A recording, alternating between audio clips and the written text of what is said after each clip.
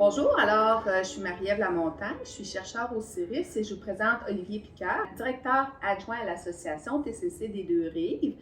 J'ai la chance de pouvoir travailler avec les gens de l'association TCC des Deux-Rives depuis maintenant plus que 10 ans et c'est pourquoi on a décidé de vous parler des pratiques gagnantes en recherche partenariale.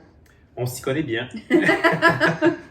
Beaucoup de projets ensemble. Ce qu'on recherche en premier lieu, c'est que vraiment il y a une adéquation entre la volonté du chercheur puis les besoins de l'association aussi. Et c'est souvent ce qu'on arrive à faire justement assez régulièrement. Puis je pense qu'il y a tout un travail permanent entre nous aussi qui se fait pour s'ajuster au fur et à mesure du projet, là, pour être sûr que les besoins soient répondus. Je pense que ça, c'est vraiment une question de respect.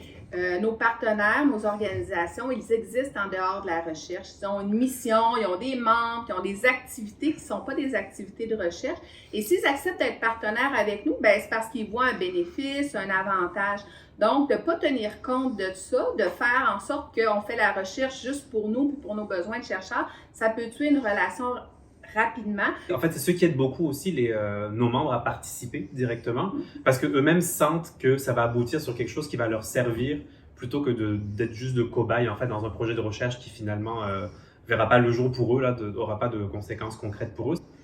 Une autre chose qui aide, puis on en est loin dans ce processus-là, c'est d'avoir une communication qui est très claire et très franche sur ce qui nous convient, les possibilités qu'on a d'être à des réunions, de participer à des projets, d'essayer des nouvelles approches ou carrément, quand il y a des moments qui ne fonctionnent pas, il y a des clientèles qu'on ne peut pas atteindre ou des choses comme ça, on est capable de dire, ben ça ne sera pas pour cette fois-là. Donc, d'avoir un dialogue qui est vraiment ouvert, qui est constant, de se parler souvent, de façon formelle, oui, mais de façon très informelle. Savoir comment ça va avec notre partenaire, avec l'association, savoir comment ça se passe aussi au niveau de la recherche. Oui, puis tu vois, tu parles de communication. Moi, je rajouterais aussi le fait d'avoir un même vocabulaire partagé. Parce que vous avez un vocabulaire de recherche, de livres, on a un vocabulaire du quotidien puis de la pratique. Et je pense que c'est important de se retrouver un juste milieu aussi pour être sûr de comprendre vraiment ce que chacun dit puis vers où on s'en va. Donc, si on veut résumer ça, dans le fond, ça prend à avoir des besoins qui soient partagés et qui soient reconnus par les deux partenaires.